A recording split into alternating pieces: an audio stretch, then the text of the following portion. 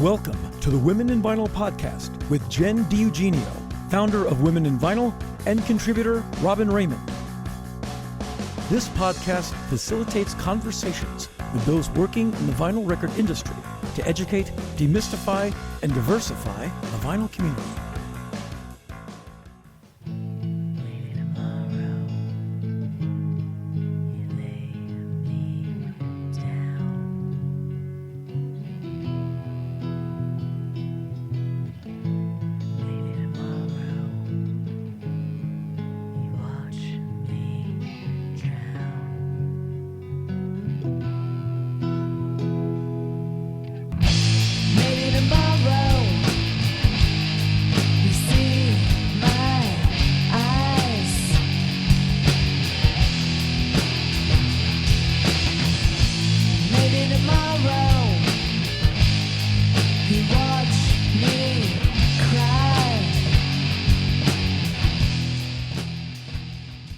Episode 35 of the Women in Vinyl podcast. Thanks for joining us.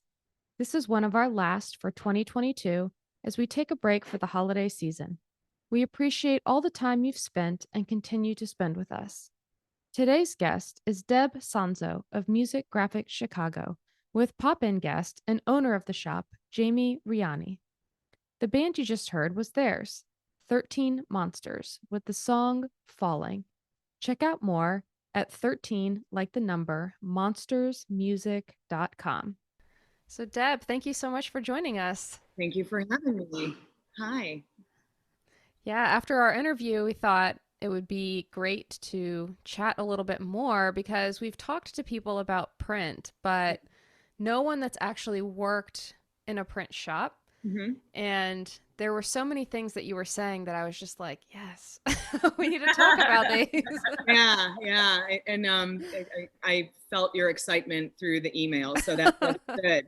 I'll give you the best that I can since I'm not on the press. I know what I know, but I do have Jamie nearby, so I could always look at him off camera and be like, no, it's good. Yeah, I've got the owner, Jamie, of the print shop here where Music Graphics Chicago is. But I'll let you guys take it away. I could just start having diarrhea of the mouth right now. So,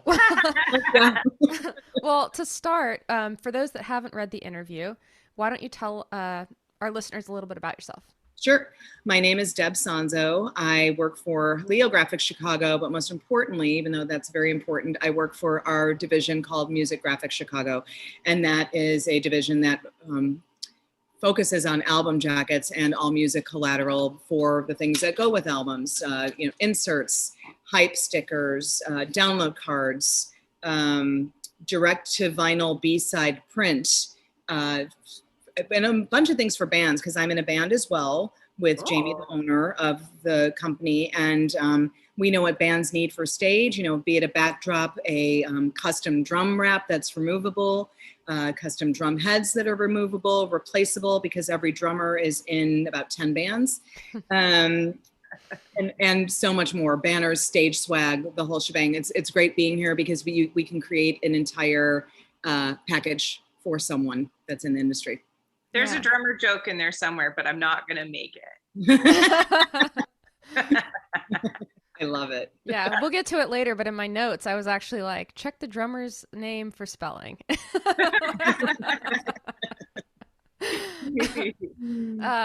But so how did this division of Leo Graphics get started?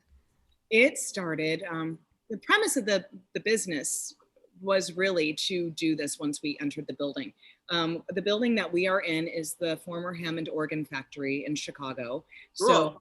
So it's fantastic. The building's huge. There's about 23, maybe a little bit more or less businesses in the building. All most of the people are artists. There's coffee roasters, 3 or 4 coffee roasters, a gin distillery, a record pressing plant, us, furniture builders, and a theater group, a bunch of other things. So it was a great place to naturally land this business. The intention, the first intent of this business was to focus primarily on music and the jackets and the like.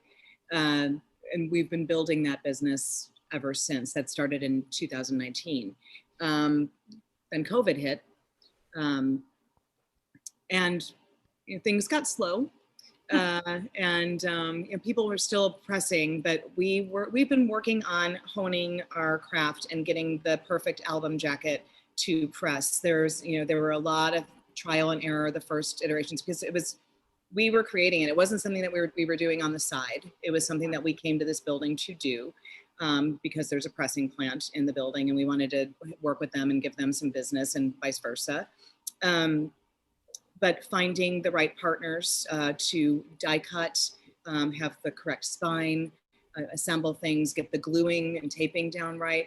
It was a labor of love. And finally, after things started opening up with our pandemic, it's become a thing, a real thing, and it's just been taking off.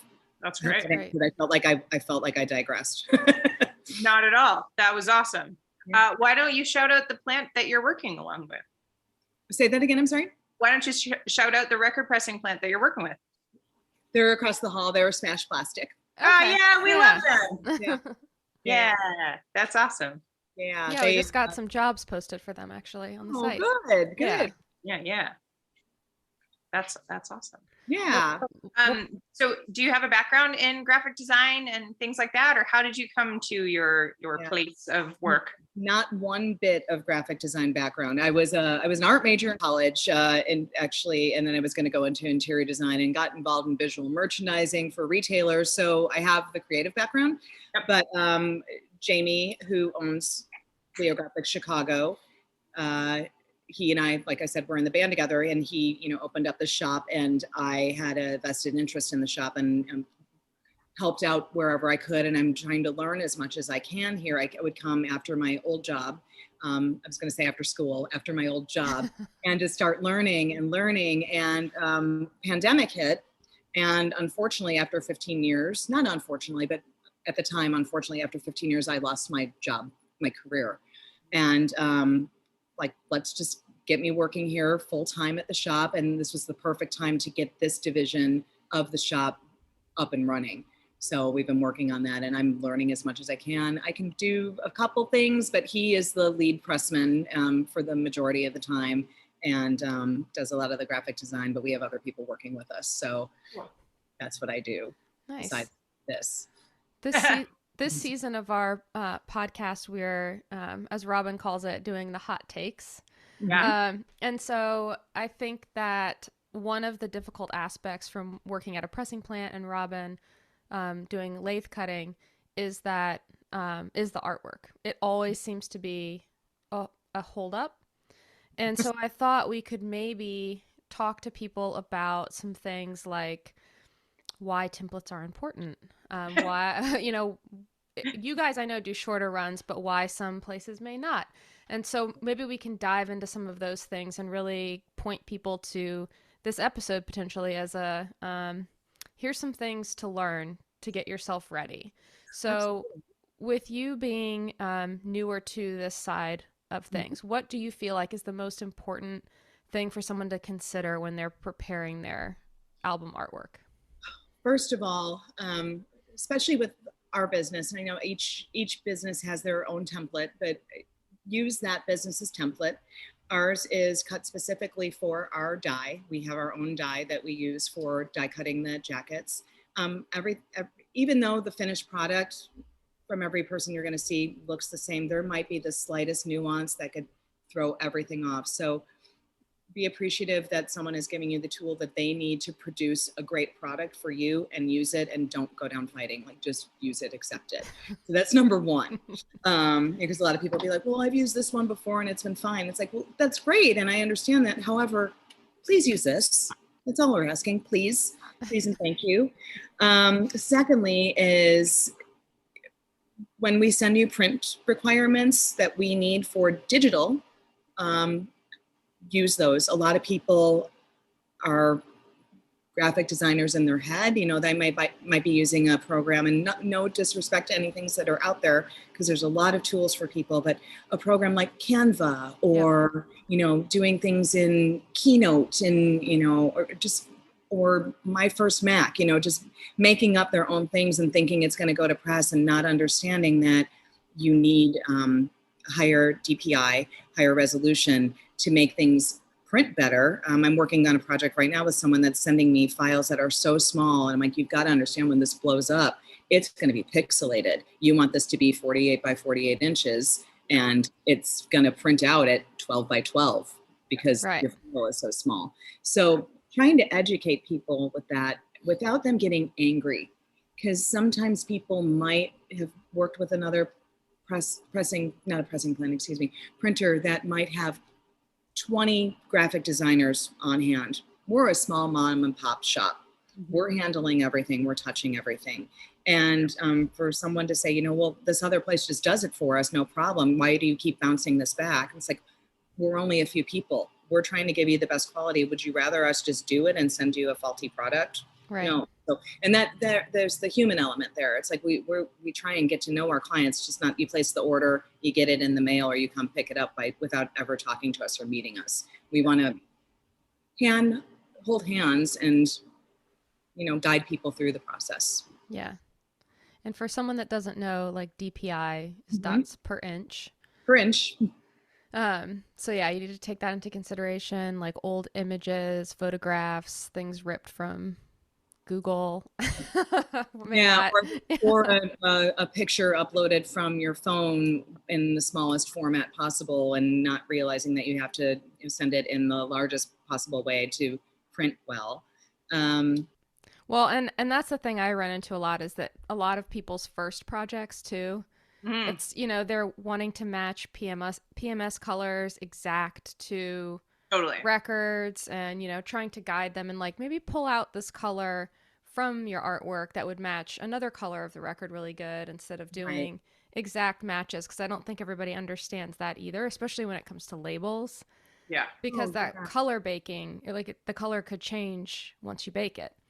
Absolutely. And then they don't understand as well that color is different on every substrate. It's different on the panel. It's different on the jacket stock. It's different on the insert. So to try and marry all that up to be consistent, it takes an expert. And Jamie's really, really good at that. We consider him a color expert here at the shop.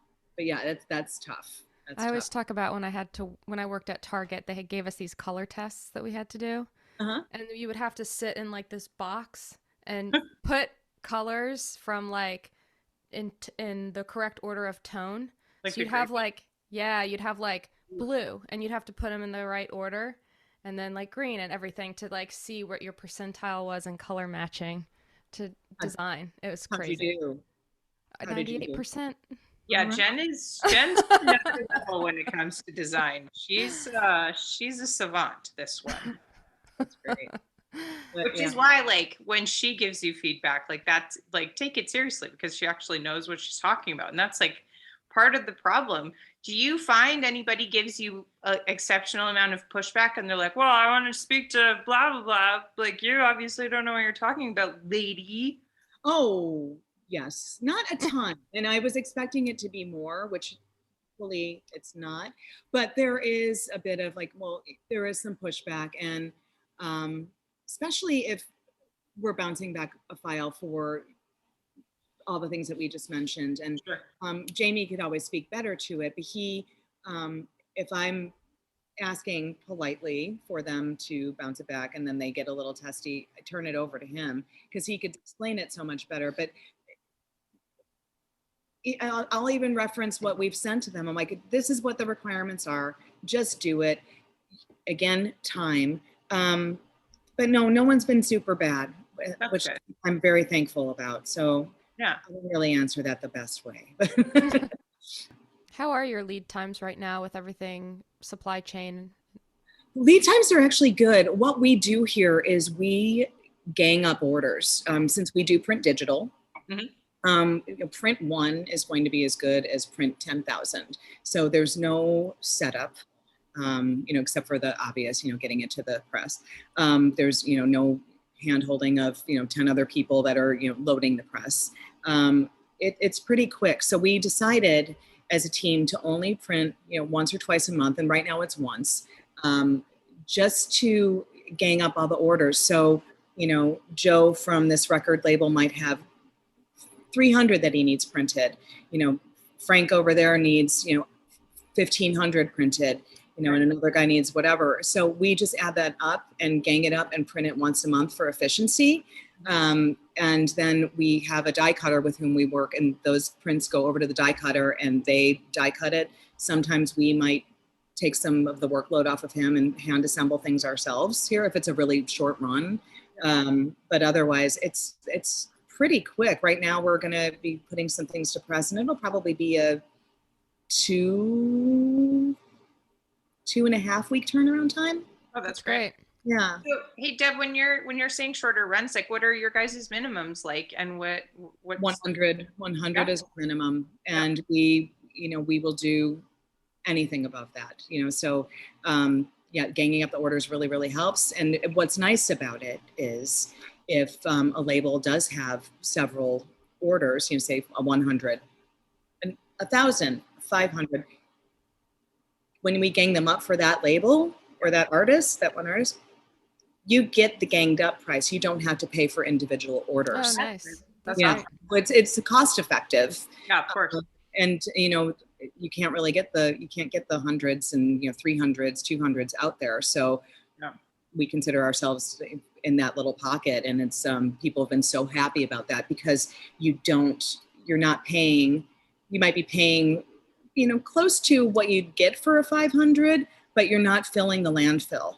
You're not you're not wasting all that, because we see things in every business just tossing out extras that were produced, extra boxes, extra inserts, extra whatever, because they only wanted a little bit.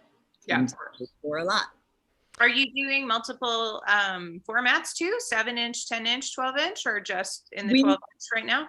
Just the 12-inch standard jackets, because that's the die we have and we've honed in. And as Jamie always says, if you want the Ferrari, go to the Ferrari dealership. If you want the Honda, although we're an elevated Honda, like whatever the best model of Honda is, but no, we're only focusing on that right now. There hasn't been a need. However, we are getting inquiries for 7-inch jackets, not that many, but we do offer the fold over jackets, and a lot of people are just putting those in the Ziploc bags or however. So fold overs for 12 and 7 all day. Those are easy, but for the standard jacket, it's the 12-inch. You mentioned offset printing, or sorry, digital printing. Mm-hmm. Maybe could you explain the difference between what digital is and what offset is? Yeah, what are the differences in prints? How many different kinds are there? Oh God, there's so many. Jamie. You just saw me look over to him, didn't you? Yeah. You want to hop over here, mister? What, to answer stuff? Yeah. I guess. Do you mind if he does? Not at all. No. Okay. So Jamie, real quick, tell our listeners who you are. Who you are. Yeah. Jamie has a woman's name, Women in Vinyl. Yeah, right. I got in a lot of fights when I was younger because of that. But my name is Jamie Riani, and I own Leo Graphics Chicago, and Deb here manages Music Graphics Chicago, right. The other division. I've owned this business. I opened it just over 4 years ago, and prior to that, I was in charge for building some of the largest printing plants, offset, screen, and digital in the entire Midwest. Cool. Very cool. I'm that guy, and then at some point, enough people said, just go open up your own place, and I did. Yeah, that's awesome. Congratulations. Thank you. Yeah. So yeah, I mean, because I get a lot of people that ask for a one-off to proof, which we typically don't do because we do work with some of those bigger print houses. Right. And so I wonder if you could maybe speak to the difference between digital versus offset and why places maybe don't do a one-off. Okay. So the short answer is that digital is instantaneous. As Deb said, print 1 is good, print 5,000 is good. Right. With digital, it's typically a much smaller crew. Usually it's 1 or 2 people. That's it, as opposed to large scale offset, which is a multi-person crew. With digital, like ganging up orders. If there's an order of 200, and then an order of 200 after that, an order of 500. All we do is press a button on the fly, and number 201 changes to the next order. Oh, wow. It's the exact same quality as offset. You cannot tell the difference anymore. It's that good. It's really fast. There's less waste. There's virtually no setup. We're not throwing away sheets. It's less chemistry.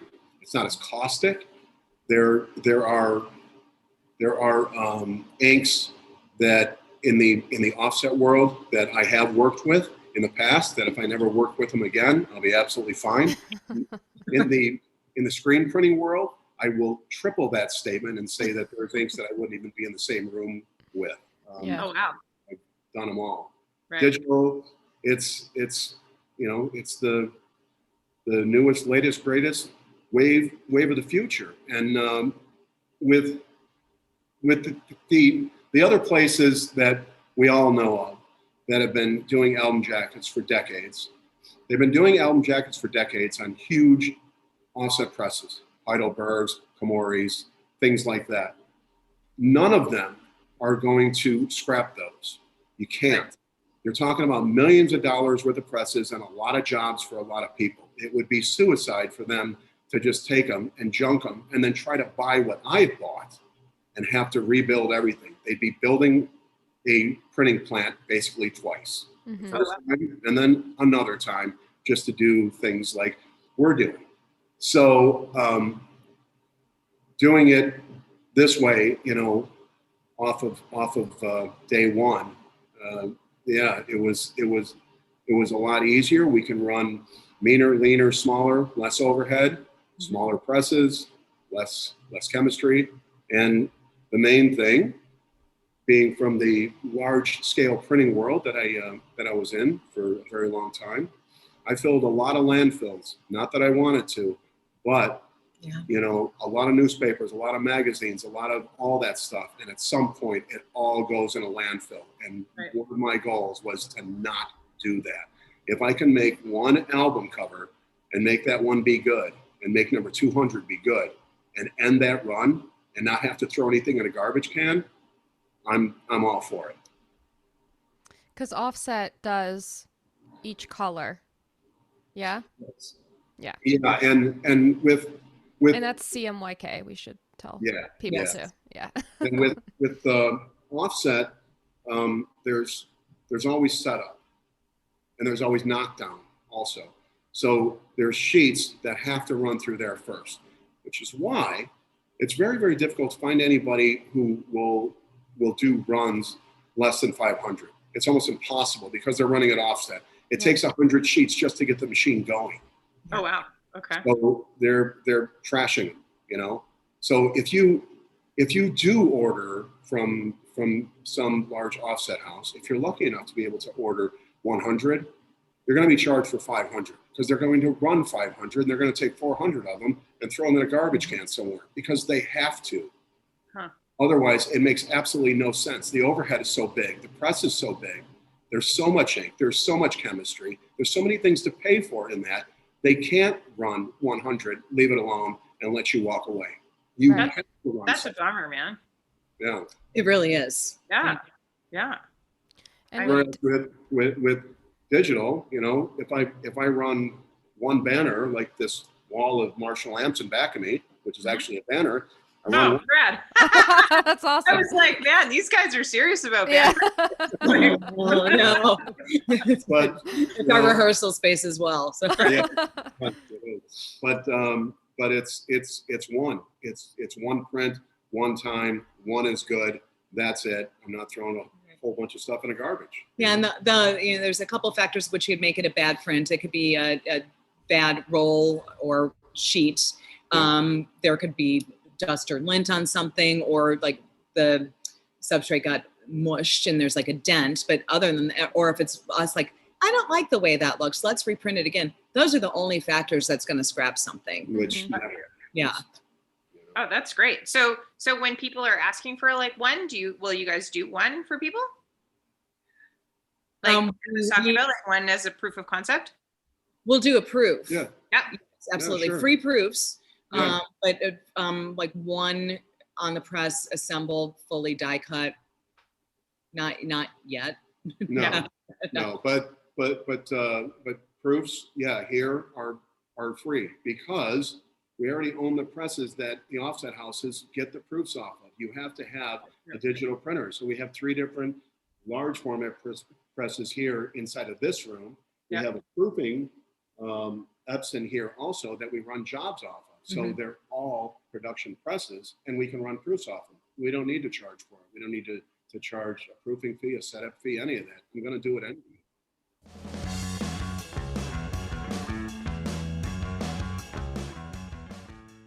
Have you received your teal box in the mail? No, not jewelry, your high-fidelity Eargasm earplugs. Eargasm high-fidelity earplugs keep your hearing protected in style, but they also recognize that their products aren't only for hearing protection and are widely used for people's mental health and well-being in noisy situations. How do these help you in your daily life? From noise sensitivity, overstimulation, or ear protection, they're the brand for you. Eargasm has a great deal with 10% off your order using, you guessed it, discount code Women in Vinyl at checkout. www.eargasm.com. And now, back to the episode. So let's talk about spines because everybody always wants to talk about spines where I live. So let's talk about the variety of kinds of jackets and what you guys do at Leo Graphics. Do you do like a regular spine and like a single pocket or a gatefold, or what are you said you were honing in on like making the most perfect jacket possible, like the ninjas of art that we have all waited for. Please tell us what makes the perfect jacket besides being digital printed, because I'm here for that, and that's what I get too. So, right. Well, the perfect jacket is the 12-inch and 1/8 of an inch spine. Yeah. But no gatefold. No double album. Jacket that will fit 2. But yeah, and this was one of our first perfect jackets that we made. Not that the listener is going to hear that, but what I'm holding up is Wilco Ode to Joy. This was a labor of love. This was our first project that we did, and it was from stuff that was going to go into a landfill. That was from another printer. The band wanted to save these from going to landfill, and they heard that there was a guy in Chicago that could assemble jackets and get them done. So they brought 4 pallets that were probably 4 feet high of scrap paper that was just going to go into the landfill. And the company, like some production assistants, managers, people went through every sheet and decided which ones they wanted for jackets and which ones they wanted for inserts. And we got them done for them. Nice. But yeah, the inserts they had just a little fold over insert, and then the album itself, and then lyric sheets. So nice. We do it all. Very cool. So do you all, with digitally printing, run like reverse board, matte finish, gloss aqueous finishes, or is it a standard finish? Standard finish. The reverse board we haven't had a need for yet, or any asks. And the gloss and all other finishes, the digital print pretty much finishes it for you. We don't need to offer a finish because it's printing that way with its own built-in finish because it is digital ink.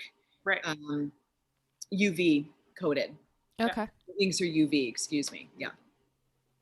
And then the setup, though, like I mentioned briefly, CMYK. Mm-hmm.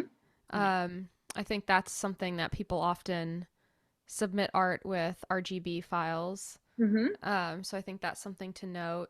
And are you all able to PMS match then? We are. Oh, absolutely. Absolutely. Yeah. Yeah. Here he comes. So for everybody following along at home that doesn't speak graphics like me, let's elaborate on RBG, CMYK, and PMS, and let everybody know what those little acronyms mean. Yeah. Okay, so. Yeah, we got some lingo going on. Yeah, right. So in layman's terms here, RGB, if everybody out there, pay attention everybody, RGB is for making something on the web. So if you're making a website, if you're, doing something for your website, something like that, RGB, that's where you want to be, because that's what your monitor is made of. What you're looking at right now, that's what it's made out of. Print. So this would be one of the complications that people would have if they're working in a program like Canva. Is that correct? Yes. Correct. Yes. Absolutely. Yes. Okay. If you're building a website, by all means use RGB, and that's absolutely awesome. But if you're going to go to print, you want it in CMYK, which is cyan, magenta, yellow, and black. It's the 4 colors that make up everything that you see in print. If the file is made up as CMYK, the programs all the way down the line, the RIP program, the press programs, are going to see it as CMYK, and they're all going to follow suit. What happens is when things go bad is if a file goes through and it's in RGB, and the RIP that's sending it to the press is looking for CMYK and it doesn't transfer over right, then you can get color shift. You can get things that don't look right. You can get wild outcomes, and people get really, really confused about, oh my God, this looks so much different. Well, yes, of course, because you're, trying to manufacture something out of RGB because you're on the web, but in real world, we work with these 4 colors. Digital presses have CMYK in them, just like offset presses do. So that we fire them all at the same time. And it's basically like a desktop printer, just a lot larger and faster. But everything's firing all at the same time in droplet form, but it is those 4 colors: cyan, magenta, yellow, and black. If it's built that way, it's going to come out that way. Yeah, and if you get one of those microscope things, you can put it over the jacket and see the little rosettes of all the different colors mixing together. I've got them spaced out around the shop everywhere. Yeah. Well, oftentimes too, we will get files from artists, and they had their graphic designer work on them, but their graphic designer is only a web designer, so they don't understand those prints. So that's one of those cases where you do have to bounce it back, and luckily they're like, oh, I get it. Sure, let me redo it. Right. And then for PMS colors, in digital print being completely made up of CMYK, but you can also add in some other things, light cyan, light magenta. Those ones for the super duper fancy schmancy printers like we have, help to round out all of the colors and make everything obtainable. So we have presses here that can achieve 98% of all colors that you can see. So that's everything in a PMS book. We can hit all of it digitally. We don't have to put in a specialty ink like an offset printing. If you want a PMS color, now you're talking about 5 colors, because they have to run CMYK, and then they have to put in a 5th plate or run it again a second time through just for that solid PMS color. If they want like a 185 red, a PMS 185 red. Yep. That's not going to be mixed from anything. That's going to be something that in most cases, they're going to run that as a 5th color. Mm-hmm. Or sometimes a 6th color if they want 2 PMS colors in there. It can get pretty expensive. It can get pretty difficult and pretty expensive. Whereas with digital, we can achieve everything on the same print, all at the same time, one time, up, gone, done. Yeah. And for anybody listening that doesn't know, PMS is Pantone Matching System, and it is a universal color matching system, so everyone can essentially dial in codes and you get the color that you see. Yeah. Yes. Yeah.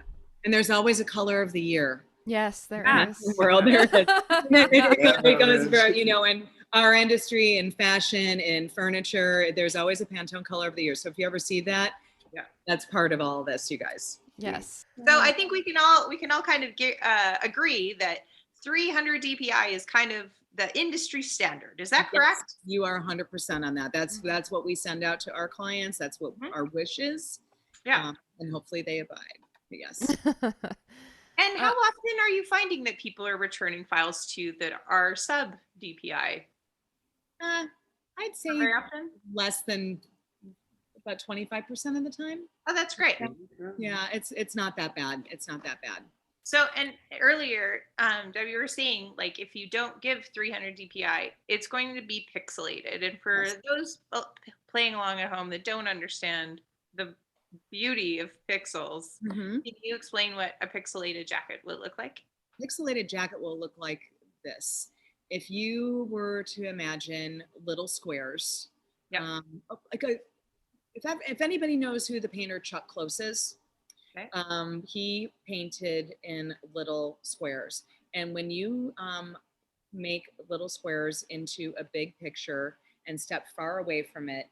Oh, that guy. Okay. Yeah, I'm here.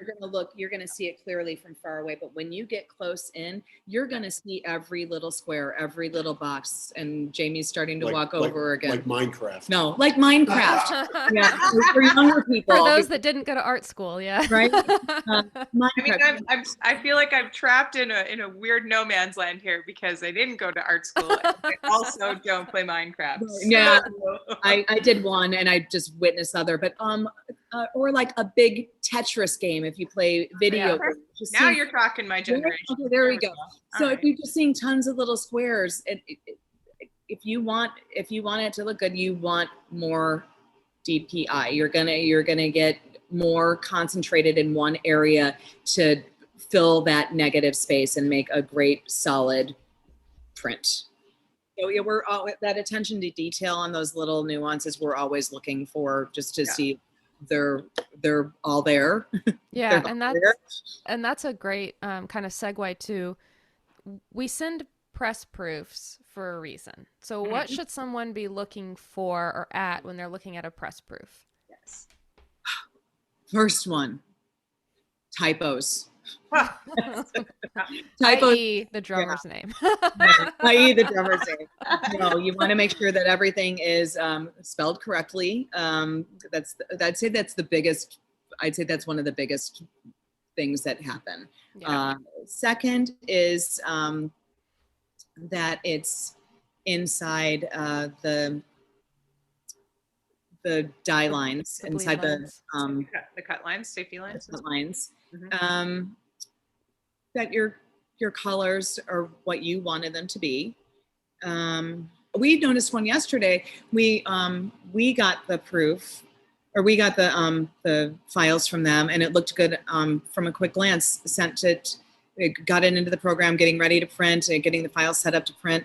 And we noticed after doing a test print that there were lines all across the people's faces, the artists' faces. I'm like, didn't really show up on screen that well, but when we printed it, it did. So bounced it back to the client. They're like, oh, no, we're going to redo the file and send it back to you. So everything's good now. So just going over everything with a fine tooth comb.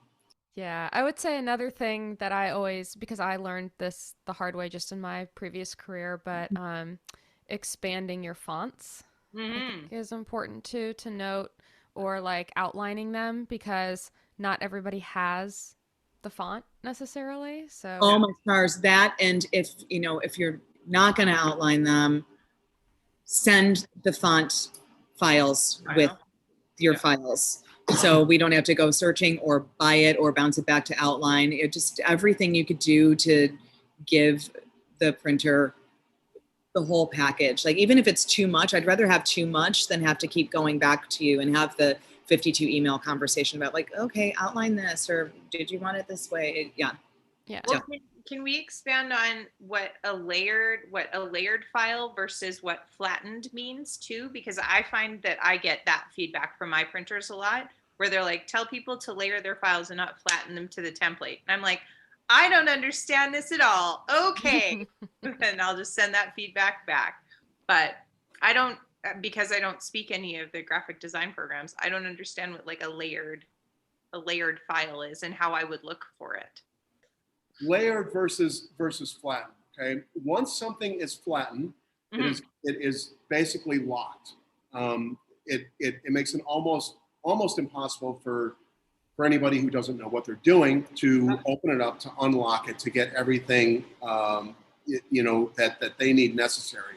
What they need necessary is this, for the die lines to be out of there, because when you're printing something, the last thing you want to see is the die lines and all the cut lines. So that has to be on a separate layer. When you flatten it, you're putting everything in one, and then if it went straight to print, everything's going to be on there. So layered files are always king. Leave them like that. Don't bother flattening them. If we need them flattened, we always, all of us printers, we have the necessary tools where we can click one button and we're going to flatten it ourselves. But why would somebody flatten a file then if it's so detrimental? the short, nicest answer is no. Send the hot take. Send the hot take. Okay. All right.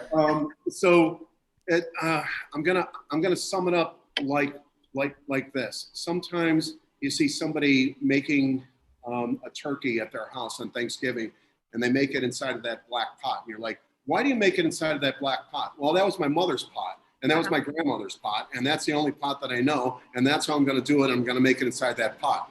Okay. It's the same thing when people are doing layouts.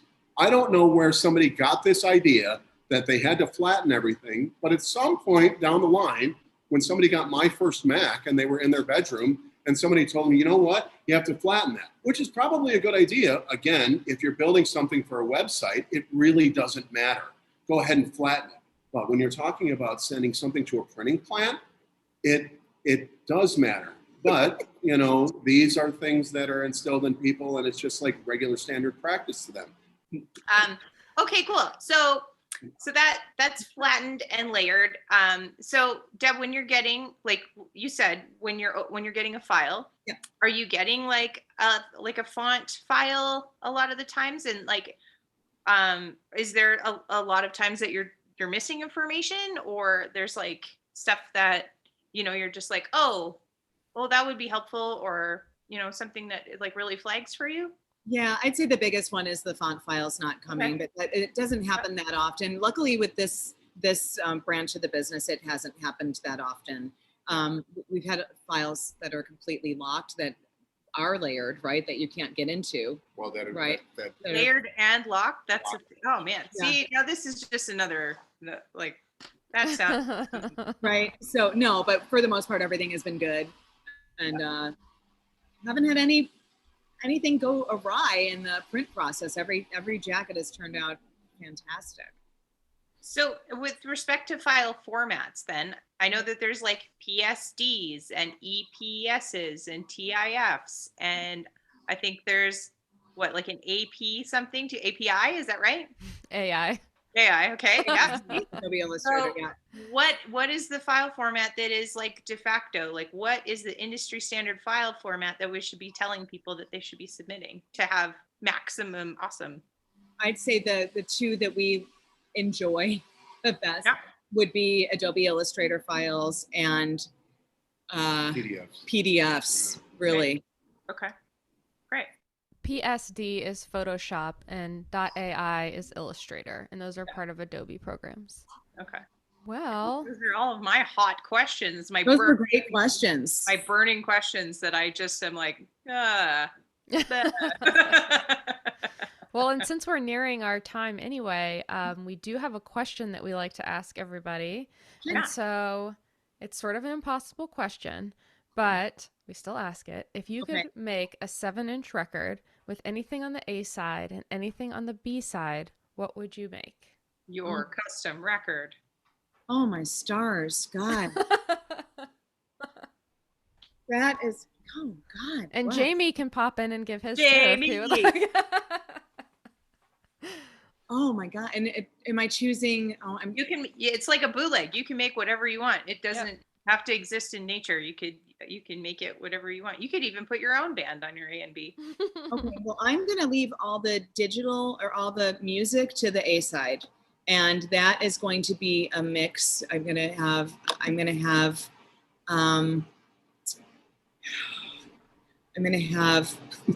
my dad and mom talking to me because I want to take it with me forever. I want to hear their voices. I want to hear their favorite song that they like to dance to, which is Booker T and the MG's Green Onions. Awesome. And then like their laughs. They're still with me, so it's not I'm waiting for them. That's still the sweetest thing, though. I love that. And then the back is going to be something that we do here at Music Graphics Chicago. Digital B-side printing. So we print directly to the B-side, which is not including any music. But it's not the picture just of yesterday. It's directly printed to the album itself. And on the back of that 7-inch, I would have a picture of them from their wedding day. That is amazing. Awesome. Okay. Do you have any other questions, Jen? I mean, you're a design ninja, so you're like, whatever. And I'm like a babe in the woods. No, it's just, these are just always things that I know stop up turn times, and there's a lot of back and forth, and people get frustrated and confused. So I thought, what better way to sort of discuss some of these things than talk to you? So well, thank you. I'm glad that I was able to give you some stuff and share, have Jamie share some stuff directly from the person that's been doing it for 30 plus years, who's a complete expert in it. I'm more customer facing and learning as I go, but I really think we've got a good thing here, especially for those short runs. But the people that want to gang things up and get it, they're one and done there, and have all the little jewelry that goes along with it, with the direct to print and the inserts, the whole package, that you don't have to worry about, oh God, what did I order from this company that needs to go to the press? What do I need to, or to the plant? What did I order from this company? And track all your UPS. Like, we're complete project management here at Music Graphics Chicago. So that's something we could offer. That's great. Yeah. Awesome. Well, thank you so much. Thank you so much, ladies. And I appreciate it. And we appreciate it. And to everybody out there, please contact us at print at musicgraphicchicago.com and or Gmail, excuse me. I'm doing the email and the website together as one. Okay. We'll put it all in the show notes and make sure that everybody gives you a check out. Yes. Yeah, that's awesome. Awesome. Well, thank you again. Thanks, nice Deb. to Thanks, Dee. meet you. Yeah. Bye. Thank you. We'll chat soon. Yes. Yeah, Have a good night. That's awesome. All right. Thanks so much. Thanks. Bye. Thanks for joining us on the Women in Vinyl podcast. You can join our ever-growing list of sponsors: other record labels, Selector, Couple Design, Eargasm, Groove Washer, Glowtronics, New Gen Audio, and Vinyl Revolution Record Show. And thanks for sponsoring the show. Hey, as always, you can join our conversation on Instagram or send us a note at media@womeninvinyl.com. Clock us. Send us info. If you have a question, we got the answer, or we'll find it. We won't lie to you. And check out womeninvinyl.com for past episodes, the store, the job board, and the library of resources. Don't forget to like and subscribe and give us a review on your favorite podcast delivery method. You can also contribute to furthering our mission at patreon.com/womeninvinyl. Hey, guess what? This episode, 45 minutes. There was more. You want more? You get more. Go to patreon.com and you can get more. And you'll find all the B-sides, the deep cuts, and the amazing extras, including longer episodes, and contribute to the creation of scholarships and educational opportunities to further the demystification, the infiltration of more women and non-binary identifying humans into the vinyl making space, decreasing those turnaround times every week. Yeah. We love your records. We want you to love them too. womeninvinyl.com. This episode has been brought to you by Women in Vinyl and Red Spade Records. Thank you for listening. Please remember to subscribe, and you can always contact us directly by visiting www.womeninvinyl.com.